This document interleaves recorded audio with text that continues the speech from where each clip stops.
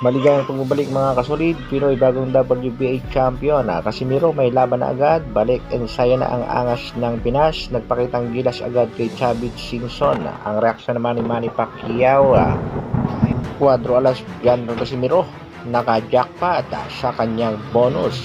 Iyan ang ating pag-uusapan, pero bago yan, isang like naman dyan at pa-share na rin ang ating video.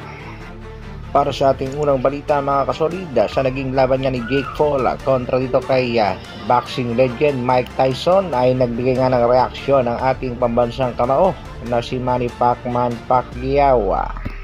Pakinggan natin mga kasolid ang naging reaksyon ni Manny Pacquiao. Mike Tyson, isa kasi makapag-slow pag matanda ka na yung taba sa katawan, yung fats, yung mapag-slow sa tao. Titignan mo naman production. Pag matanda na ako, 68 ba yan? at yung time ng preparation. Naiintindihan daw ni Pacquiao kung bakit natalo itong si Mike Tyson sa naging laban kay Jake Paul.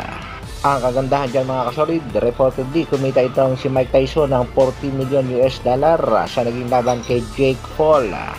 At ayon nga sa ilang boxing fans, parang nagkaroon lang ng sparring sa pagitan ni Tyson at Paul.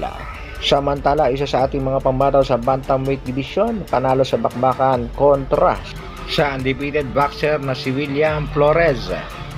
Panalo nga si Kabayan via unanimous decision. Itong si Froilan Saludar ay may kartadang 35 wins, 25 knockouts, merong 8 talo at siya ang kasalukuyang WBA International Bantamweight Champion. Isang kudos at congratulations kay Kabayang Froilan Saludar.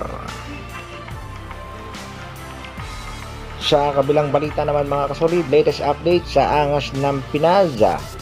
Balik ensayo na nga ang ating pangbatong si Cuadro alas Jan Casimiro at tila nagpakitang gilas agad dito kay Manong Chavit Singson. Nagpasalamat nga itong si Casimiro sa tiwala at suporta. Let's go Ninong, let's go Bossing. Sa pagkakataong ito ay hindi ipapahiya ni angas ng Pinas ang suportang ibibigay at ibinibigay nitong si Mr. Chavit Singson.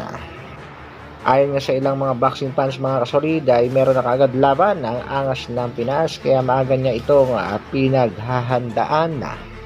Rekomendasyon nga ng mga boxing fans mga kasolid sa angas ng Pinas, mag-focus lang palagi sa training at paghandaan ng kung sino man ang makakalaban. Para naman sa ating huling balita mga kasolid, tila naka-jackpot at magkaroon agad ng maagang bonus ang ating pambatang si Alas. Mga kagenggeng, kayo nang bahalang humusga dyan, alam na Lisa. Sa mga boxing fans naman at sa mga taga-suporta, nag-iisang angas ng Pinas, huwag mawawala ng pag-asa dahil ang labang inaasam ng angas ng Pinas ay posibleng maganap na. Casimiro kontra Inoue. Shoutout muna tayo mga kasolid. Shoutout kay Kasolid Babalo Pinoy na nagsasabing dapat inalagaan ang ayos ng MPC Alas, sana'y may alas silang hawak. Shoutout din kay Kasolid Francis Maso, support lang kay Champ Casimiro. Shoutout din kay Kasolid Achi Kuwana. At shoutout kay Kasolid Jubes Official Vlog. Suportahan natin ang kanyang channel. Hanggang dito na lang muna mga kasolid. Maraming salamat sa patuloy na pagsuporta at panonood. Isang like naman dyan at sa mga bago, pa-share at subscribe na rin ang ating video. Mabuhay, Dr. Alvin Vlogs. Brrr.